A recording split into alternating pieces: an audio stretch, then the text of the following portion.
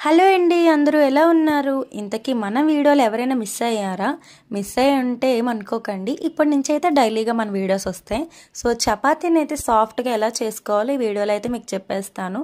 మనమైతే చపాతీలు పామేటప్పుడు ఇలా ట్రయాంగిల్ లేదా స్క్వేర్ షేప్లో కానీ మడత పెట్టి అయితే పాముకోవాలి.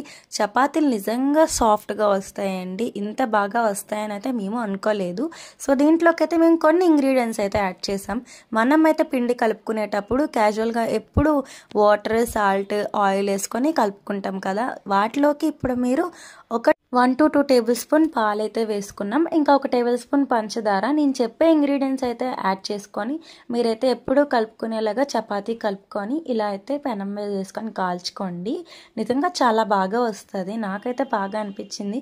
సో నేను నీకు వీడియోలో కూడా క్లియర్గా చూపిస్తాను చూడండి. నెక్స్ట్ ఇంకైతే కాల్చుకొని చపాతీలు ఏదో ఒక బాక్స్లో అయితే పెట్టుకోవాలి. మూత అయితే పెట్టుకోవాలి గట్టి పడకుండా. ఇంకా చపాతీలు అయితే నిజంగా సాఫ్ట్ టెక్స్చర్తో వచ్చాయి. చూసారు కదా మీరు కూడా. మీకు కనుక ఈ వీడియో నచ్చినట్టయితే ఒక లైక్ చేయండి, సబ్స్క్రైబ్ చేయడం మర్చిపోద్దు.